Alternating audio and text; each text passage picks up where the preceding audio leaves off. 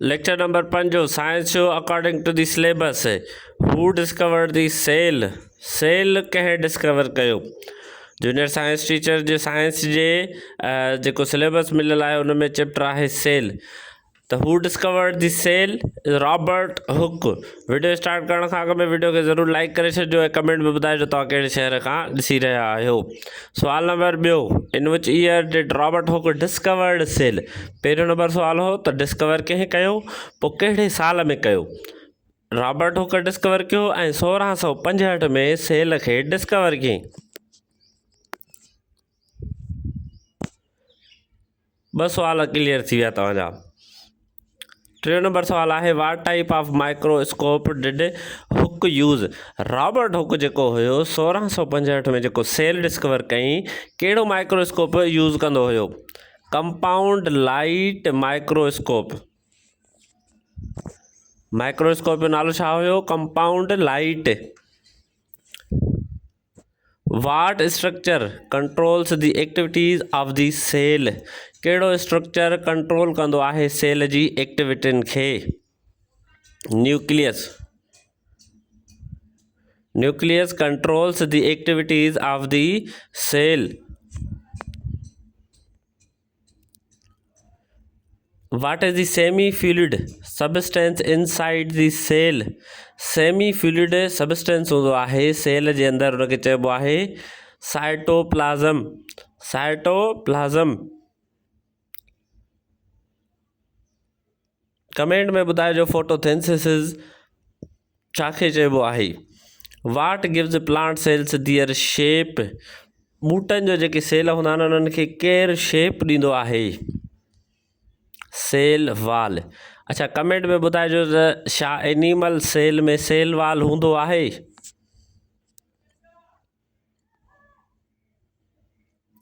What surrounds the cell.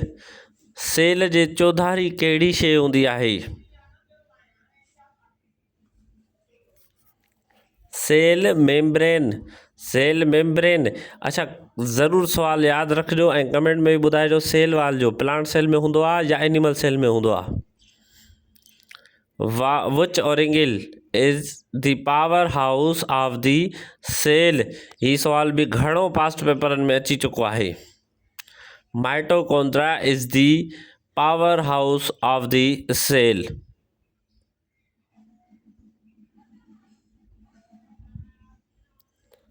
Where is DNA found in the cell. DNA cell में किथे हूंदो आहे।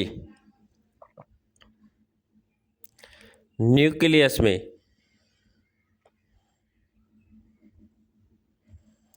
अच्छा, कमेंट में ॿुधाइजो त प्रोटॉन ते पॉजिटिव चार्ज हूंदी आहे या नेगेटिव चार्ज हूंदी आहे।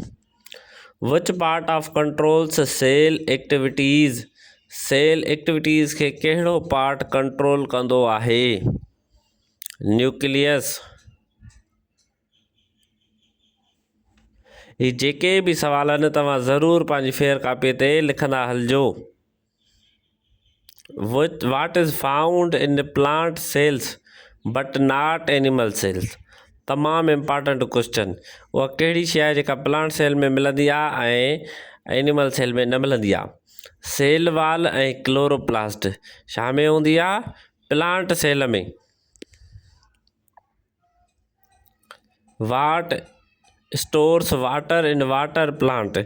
कहिड़ी शइ आहे, कहिड़ा उन्हनि आहिनि जेको स्टोर कंदा आहिनि वाटर खे प्लांट में। उहा हूंदा आहिनि vacuoles. Vacuoles stores water in plant sales.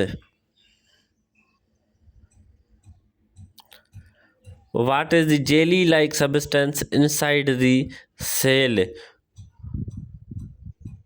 Jelly like substance हूंदो आहे सेल में, उनखे असां साइटोप्लाज़म चवंदा आहियूं।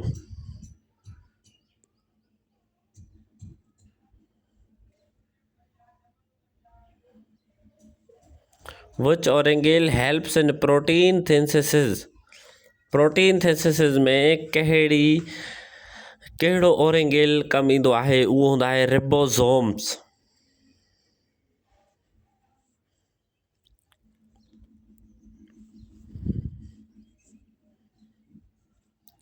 विच organelle modifies and packages protein. सवाल नंबर 115 गोल्गी एपराटस। अच्छा कमेंट्स में ॿुधाइजो त 500 सुवालनि मां हिन वक़्त ताईं असां 115 सुवाल हिन वीडियो लेक्चर में 120 सुवाल कंप्लीट थी वेंदा। तव्हां घणा क्वेश्चन फेयर कया आहिनि ऐं कहिड़ी कहिड़ी नौकरी जी तयारी करे रहिया आहियो, ज़रूरु कमेंट में ॿुधाइजो। What digest unwanted material in the cell. Unwanted material cell खे कहिड़ा जेका आहिनि लाइज़ोसोम्स उनखे डाइजेस्ट कंदा आहिनि। विच ऑर्गेनील हेल्प्स इन डिटॉक्सिफिकेशन। कहिड़ो ऑर्गेनील आहे जेको मदद कंदो आहे डिटॉक्सिफिकेशन में। Smooth endoplasmic reticulum. अच्छा कमेंट में ॿुधाइजो सेलनि जो क़ब्रिस्तान छाखे चवंदा आहियूं। What gives cell its shape. Cell खे कहिड़े शइ जे करे शेप हूंदो आहे, उहो हूंदो आहे साइटोस्केलेटन।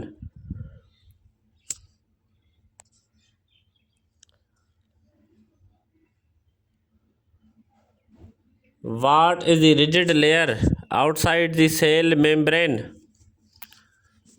सेल मेम्ब्रेन जे ॿाहिरियां हिकिड़ी रिजिड लेयर हूंदी आहे, उनखे चवंदा आहियूं असां cell wall.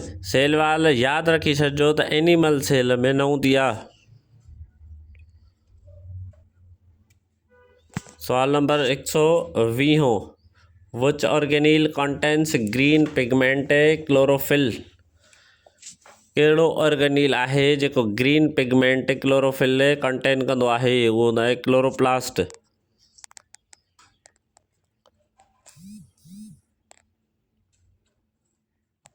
What helps in cell division. Cell division में केरु हेल्प कंदो आहे। Centriole. Centriole helps in cell division.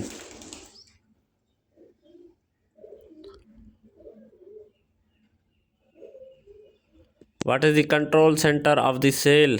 Control centre of the cell छाखे चवंदा आहियूं। न्यूक्लियस खे। न्यूक्लियस यादि रखी छॾियो त control centre of the cell.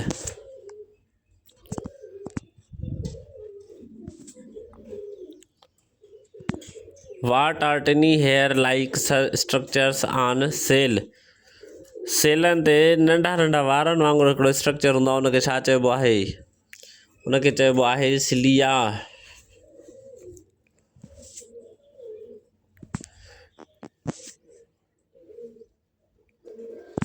What helps cell movement. Cell movement में केरु हेल्प कंदो आहे।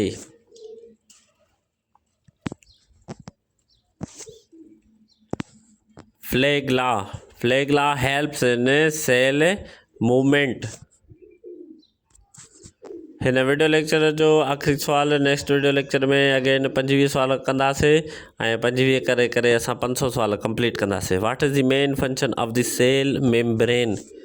सेल मेम्ब्रेन जो मेन फंक्शन कहिड़ो आहे। Control entry and exit of the substance.